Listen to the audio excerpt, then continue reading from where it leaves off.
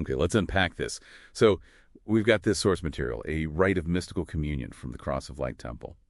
And our goal here is to get a quick handle on how it uses, well, some really symbolic language to redefine big concepts. Christ, the divine nature. And it kicks off with a pretty surprising take on communion. Oh, yeah. That's quite a piece of work, isn't it? Taking familiar ideas and just giving them these huge cosmic meanings. I think what strikes you right away is how it grounds the divine in the elements. Right. It makes this immediate link between, spirit and the physical world. Exactly. Like when they honor the body and blood of Christ, they immediately say the body is the earth and the sun, and the blood is the waters of the earth and living water. It just, boom, turns communion from this internal thing into like engaging with, well, almost an ecological theology. That's a good way to put it. And they don't stop there. They quickly scale it up, right? Yeah. The body becomes the entire universe. Yeah. And the blood, that's eternity itself. So it basically means everything around you, your whole reality. It's meant to be seen as divine. Okay, so if the body is the cosmos, then the definition of Christ itself must shift too. The source honors Christ as light, specifically the brightness at the center of the sun and light beyond light. It's like cosmic energy personified. It is. But wait, how does that cosmic idea get back to us, to the individual? How do you merge those big truths personally? Okay. This is where it gets really interesting. The rite actually talks about merging the humanity of Christ and the divinity of man, explicitly. How? Well, the link is right there in the source. Christ was in Jesus, yes, but, and this is crucial, Christ is also identified as the soul of man. Oh, okay, so that's the bridge. Yeah. The soul inside you is the Christ principle. That lets your own divinity connect with the cosmic. Exactly. And that just fundamentally elevates your spiritual potential. And following from that, the Sacred Heart of Jesus gets redefined. It becomes this key next in point. It's described as the center of the world.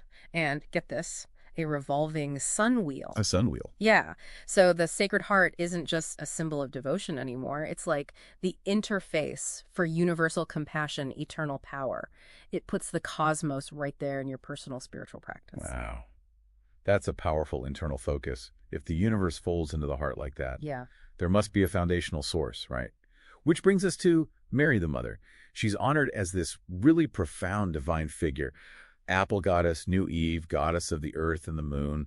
It defines her cosmic status, a primal creative force. And her womb is identified symbolically as Christ's sepulcher, but also the kingdom of heaven. Both.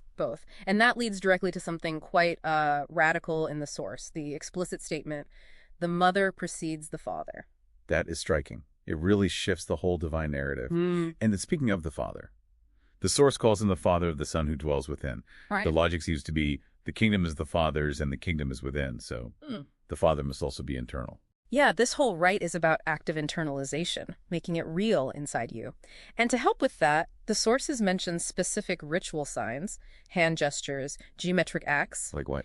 They trace an equal-armed cross inside a circle, and they use an upward-pointing equilateral triangle. Okay. That triangle, traditionally signifies aspiration, fire, the spirit moving upwards. It ties right back to that solar energy idea. The geometry mirrors the inner divine structure. So, okay, what does this all mean then, if we pull it together? The cosmic body, the solar energy, the central heart, it feels like a system where the physical body, the cosmos, sun, earth, water, and the spiritual kingdom are all unified and accessible right inside you. Absolutely. That vision is kind of summed up in the temple's name itself, Cross of Light. They define this Cross of Light as a vision of swift flowing energy coming straight from God, described like falling rain, but importantly, with no moisture, no disturbance, just pure, untainted energy. Pure energy filling everything. Okay, that leads us nicely to our final provocative thought. It comes from the leave-taking section at the end. The final statement honors man and woman by saying they are, quote, as it were, splinters of the sun. So, if our core nature isn't just, biology, but an actual fragment of the cosmic light source, a direct extension of divine solar energy, what does that imply about the power potentially locked inside the human form?